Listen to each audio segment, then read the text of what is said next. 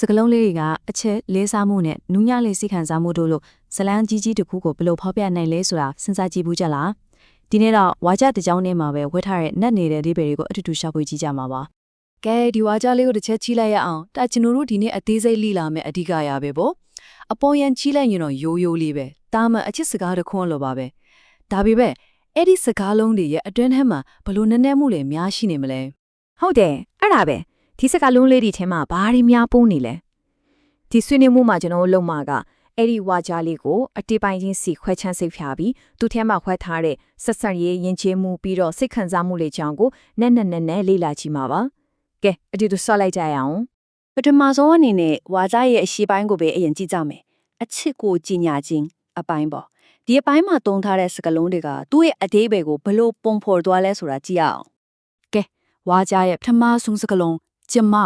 ဒါကရိုးရိုးငါလို့ပြောတာမျိုးမဟုတ်ဘူးနော်ဒီစကားလုံးလေးတစ်လုံးလေးနဲ့တင်ပြောနေတဲ့သူကအမျိုးသမီးတယောက်ဆိုတာချက်ချင်းထိထွားစေပြီးဒီစကားဝိုင်းရဲ့အခြေအနေတစ်ခုကိုချက်ချင်းသတ်မှတ်ပေးလိုက်သလိုပါပဲနောက်တစ်လုံးကအကို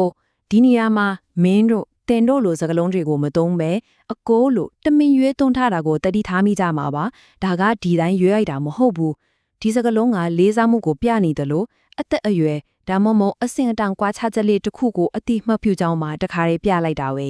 ဒီတော့ကြည့်လိုက်လေကျမနဲ့အကိုဒီနန်စာနှစ်ခုကိုပေါင်းလိုက်တာနဲ့တင်နောက်ကချစ်တယ်ဆိုတဲ့စကားတော့မပြောရသေးဘူး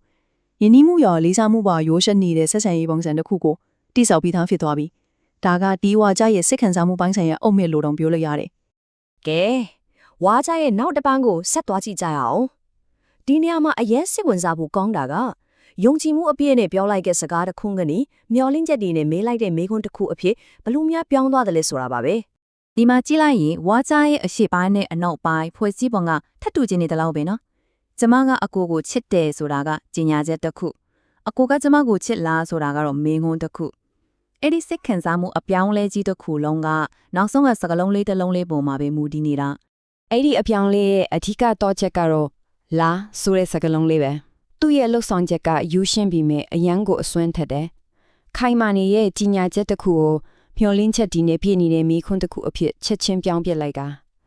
ဒီနေရာမှာပဲကိုဘက်ကထိခိုက်ကြည့်ကွဲနိုင်ကြီးအဖြေကိုစောင့်မျှော်ရတဲ့စွန့်စားမှုတွေအကုန်လုံးဝင်လာတော့တာပဲဆိုတော့ဒီကိုပြောင်းမှုကတော်တော်လေးနဲ့ဆိုင်တဲ့ကိုဘက်ကအချစ်ကိုပေးအပ်လိုက်တဲ့အားကောင်းတဲ့အခြေအနေနဲ့အချစ်ကိုပြန်ရပါမလားလို့မေးလိုက်ရတဲ့ထိရှက်လွဲတဲ့အခြေအနေကိုကူပြောင်းသွားလာပေါ့ကိုဘက်ကပြေးယုံတင်မဟုတ်တော့ပဲတစ်ဖက်လူစီကပြန်ထောင်းခတ်လိုက်ရတဲ့အခိုက်အတန့်မျိုးပဲကဲအခုဆိုရင်ကျွန်တော်တို့အပိုင်းပိုင်းခွဲပြီးလေ့လာခဲ့တာလေးကိုပြန်ပြီးဆက်ကြည့်ကြရအောင်ဒီဝါကြလေးတစ်ချောင်းလုံးမှာရှိနေတဲ့စိတ်ခံစားမှုနဲ့ယဉ်ကျေးမှုဆိုင်ရာအနှစ်သာရကိုအပြေအဝခံစားကြည့်ကြတာပေါ့ဒီဝါကြလေးထဲမှာဇလန်တပုတ်လို့ခရီးစဉ်တစ်ခုကိုတွေ့ရတယ်ကျမဆိုတဲ့နှင်းချရတဲ့ပြောဆိုသူကနေစတယ်ပြီးတော့ချစ်တယ်ဆိုတဲ့ရဲရင်တဲ့ကြေညာချက်ကိုလုပ်တယ်အဲ့ဒီခါနေမှာလာဆိုတဲ့စကားလုံးလေးနဲ့ထီရွှန်းဝယ်တဲ့အလဲပြောင်းဝင်တစ်ခုကိုဖန်တီးပြီးမျော်လင့်ချက်အဖြစ်နဲ့မေးခွန်းတစ်ခုကိုမေးပြီးအဆုံးသတ်လိုက်တယ်ဒီစကားလုံးရေးချက်မှုတွေကဒီစိတ်ခံစားမှုခရီးလမ်းကိုဘလို့တဆင့်ချင်းတိဆောက်သွားလဲဆိုတာရှင်းနေတာပဲအဆုံးသတ်မှာတော့ဒီမြန်မာဝါချလေးကိုလေးလာရကနေကျွန်တော်တို့ဘာကိုနားလည်သွားလဲဆိုတော့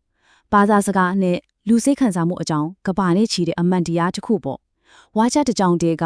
လေးစားမှုယဉ်နီးမှုတတ်သိပြီးတော့လူသားတိုင်းလိုအပ်နေတဲ့စက်သွယ်ခြင်းစိတ်ဆိုတဲ့အဒေးဘေးကဘာကြီးတစ်ခုလုံးကိုတည်ဆောင်ထားနိုင်တယ်ဆိုတော့ပါပဲနောက်ဆုံးအနေနဲ့စဉ်းစားစရာမိခွန်းလေးတစ်ခုထားခဲ့ခြင်းပါတယ်ကိုနေ့စဉ်သုံးဆွဲနေတဲ့ဘာသာစကားကကိုတို့ရဲ့အချစ်ကိုဖော်ပြပုံခံစားပုံတွေကိုဘယ်လိုများပုံဖော်ပေးနေမလဲဒီဝါကြလေးတစ်ကြောင်းတည်းကဒီလောက်တောင်အဓိပ္ပာယ်လေးနဲ့နေတဲ့ဆိုရင်ကျွန်တော်တို့နေ့စဉ်ပြောနေတဲ့စကားလုံးတွေထဲမှာကတခြားဘလို့အဓိပ္ပာယ်တွေများပုံကွက်နေနိုင်သေးမလဲ